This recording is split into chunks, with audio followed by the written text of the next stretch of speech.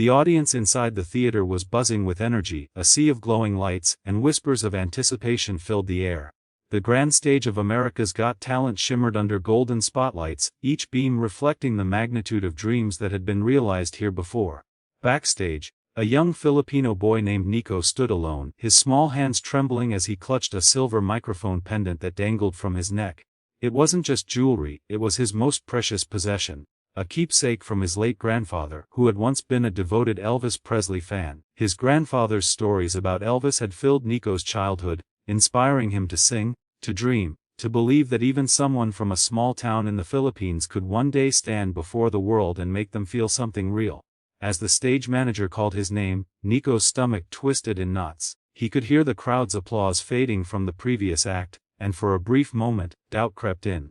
What if they laughed? What if Simon didn't like him? He closed his eyes tightly, hearing the faint echo of his grandfather's voice in his mind. Sing with your soul, not your voice, Anak. That's how Elvis did it.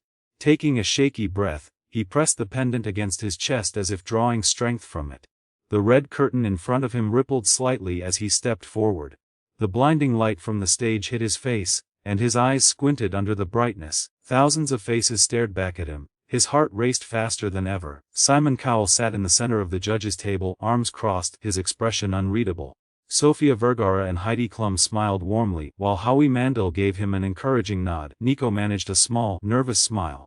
I'm Nico, he said softly, his Filipino accent delicate yet distinct. I'm 15 years old, and I'm from the Philippines.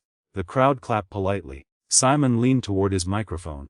What will you be singing for us today, Nico? The boy swallowed hard. I'll be singing a song by Elvis Presley, he replied. Some in the audience murmured, others chuckled quietly. Another Elvis act, perhaps. Simon raised an eyebrow, skeptical but curious. All right, good luck, he said simply. Nico nodded, adjusted the microphone, and took one deep breath as the music began to play. The first notes of Can't Help Falling in Love floated softly through the theater. The boy's voice came out trembling at first, gentle like a whisper.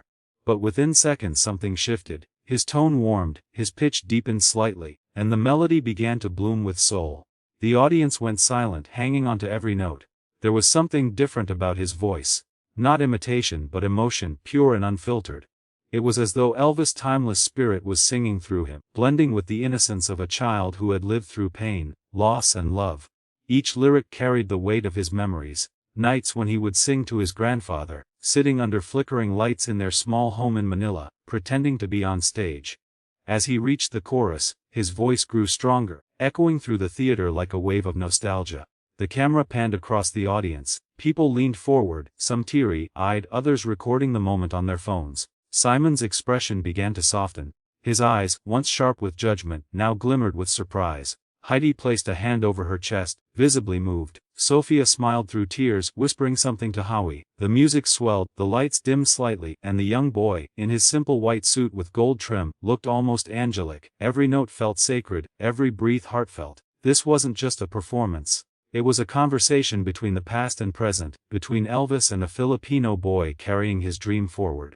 As the final verse approached, Nico closed his eyes and let go of all fear. He sang with everything he had. His voice cracked with emotion, trembling but beautiful. The final note lingered in the air, echoing through the silence that followed. For a heartbeat no one moved. Then suddenly, the theater erupted. The audience leapt to their feet, cheering and clapping wildly. The noise was deafening, but Nico could barely hear it.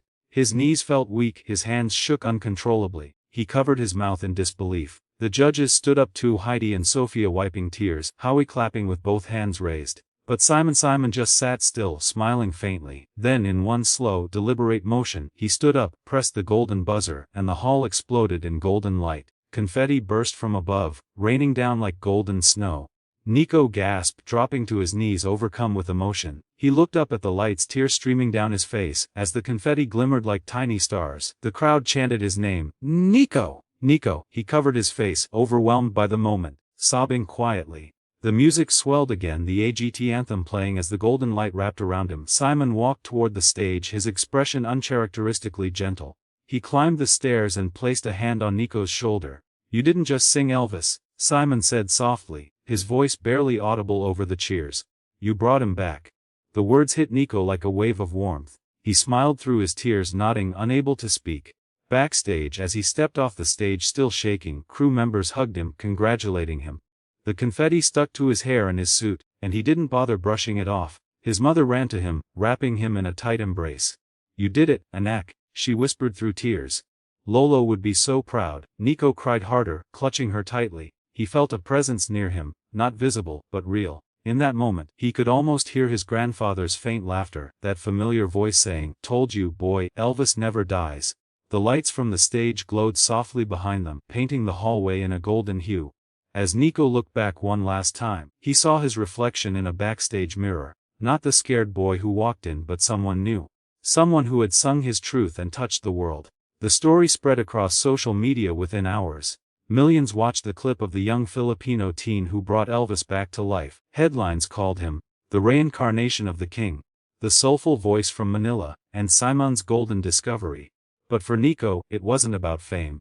Sitting alone that night in his hotel room, he replayed the performance on his phone, smiling softly as he touched the silver pendant again. He whispered, "We did it, Lolo." Outside, the city lights of Los Angeles sparkled, and he felt for the first time that he truly belonged on that world stage. Weeks later, as he prepared for the next round, he carried the same white suit, slightly worn from the golden buzzer night, but still shining. He rehearsed in silence, closing his eyes, feeling every lyric deep in his heart. The memory of the crowd, the confetti, Simon's words. They all lived inside him now. And though the world saw a young boy who sounded like Elvis, he knew the truth.